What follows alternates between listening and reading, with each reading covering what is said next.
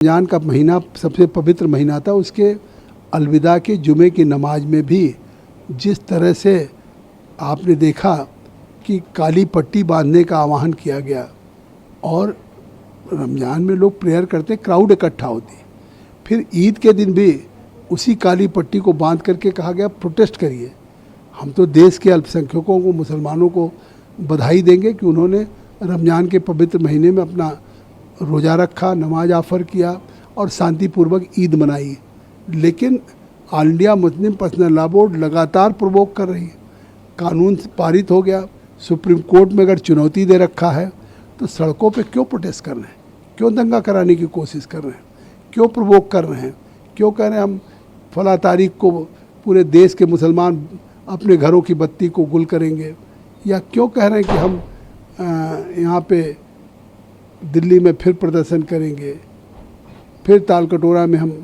तो ये साफ है कि कहीं ना कहीं जिस तरह से आज इसका विरोध हो रहा है, तो ये नहीं चाहते कि ये जो देश के संशोधन के बाद गरीबों को, पसमानदा को, पिछड़ों को, मुसलमानों को या महिलाओं को उनको जगह मिलेगी वक्फ बोर्ड में, बैकवर्ड्स का रिप्रेजेंटेशन होगा और ऑल इंडिया माइनॉरिटी काउंसिल में होगा, तो नहीं चाहते। या उसका वक्फ का इनकम का फ़ायदा गरीबों को मिले, ओबीसी पसमानदा को मिले, महिलाओं को, बच्चों को, ये नहीं चाहते।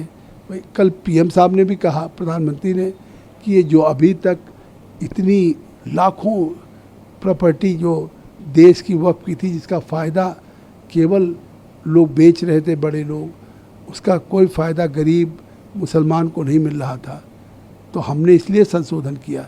ये बात अमित शाह जी ने कहा कि वक्फ की प्रॉपर्टी हम कहीं सरकार नहीं लेने जा रही और वक्फ की प्रॉपर्टी वक्फ की रहेगी, मुतवल्ली मुसलमान रहेगा, वाकिफ मुसलमान रहेगा। हम तो केवल रख रखाव और सीएजी के द्वारा निर्धारित ऑडिट से ऑडिट करा के उसका इनकम गरीबों के फ़ायदे के लिए होगा। तो अब इससे साफ है कि अगर ये सरकार बेहतरी के लिए कानून लाई है तो आप आंदोलन कर रहे हैं, सुप्रीम कोर्ट पे आपको भरोसा नहीं है। ममता बनर्जी कह रही ने किस बिल की ज़रूरत थी? उस बिल की जिसका वक्फ का आज एक उदाहरण नहीं दे सकते कि अभी तक कोई फ़ायदा किसी गरीब को मिला हो। किसी देश में रेलवे सेना के बाद सबसे बड़ी प्रॉपर्टी वक्फ की है, कहीं पे आपने नहीं देखा कि अभी तक उस वक्फ से एक मेडिकल कॉलेज, एक यूनिवर्सिटी या एक कोई इंजीनियरिंग कॉलेज बना हो। उस वक्फ से हर वक्फ वाकिफ़ अपना लिखता है कि हमारे वक्फ किए हुए प्रॉपर्टी के इनकम से लोगों को स्कॉलरशिप दी जाए, लोगों को छात्रवृत्ति दी जाए। आज उसकी कमाई कहाँ जा रही है? आज वक्फ बोर्ड अपनी तनख्वाह नहीं दे पा रही, राज्य सरकारें दे रही हैं। तो इसका मतलब अनियमितता, भ्रष्टाचार खुर्द-बुर्द हो रहा है उन मुतवल्लियों के खिलाफ। तो अगर आज उसको एक ट्रांसपेरेंट ढंग से संशोधन किया गया है तो इसलिए ज़रूरत है। बंगाल में ही हिंसा सिर्फ हो रही है या ये कहीं ना कहीं लगता है आपको कि टीएमसी या सरकार वहाँ उकसा रही है लोगों को? नहीं, आप देखिए कि पिता पुत्र मार दिए गए घर से खींच के, बड़ी संख्या में हिंदू पलायन कर रहे हैं। वहाँ जाने के बजाय आज कलकत्ता में मौलाना और इमामों से मिल रही, तो तुष्टीकरण है, मुस्लिम वोट बैंक है, कानून नहीं लागू होगा ये कहा जा रहा है, उकसाया जा रहा है।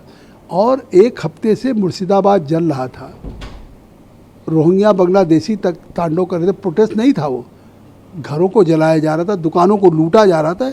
ये प्रोटेस्ट है कि ये डकैती है, ये हत्या है, लूट है? और इसके बाद सरकार चुप खड़ी हो, उसकी पुलिस मूक दर्शक बनी रहे। हाई कोर्ट ने संज्ञान लेकर के पैरामिलिट्री फोर्सेज भेजा है तब, लेकिन इसके बावजूद आज 24 परगना में शुरू हो गया वही दंगा, दूसरे और जिलों में फैल रहा। तो ये कहीं ना कहीं उन दंगाइयों को राज्य सरकार का संरक्षण है और जो वायलेंस हो रहा है स्टेट स्पॉन्सर्ड वायलेंस है। आज नेशनल हेराल्ड राहुल गांधी से पूछताछ हो रही है, उसको लेकर के कांग्रेस कह रही है सरकार दबाने की कोशिश कर रही है, विपक्ष की आवाज़ हो।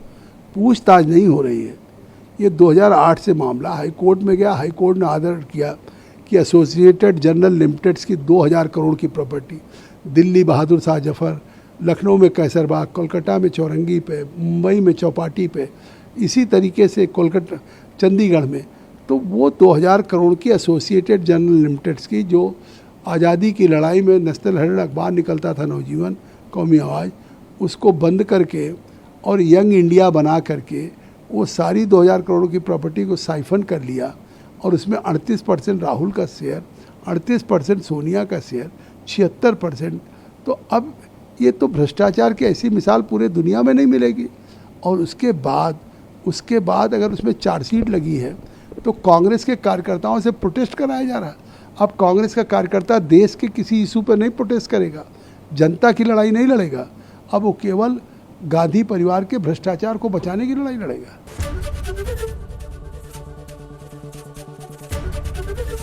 एबीपी गंगा, खबर आपकी, जुबान आपकी।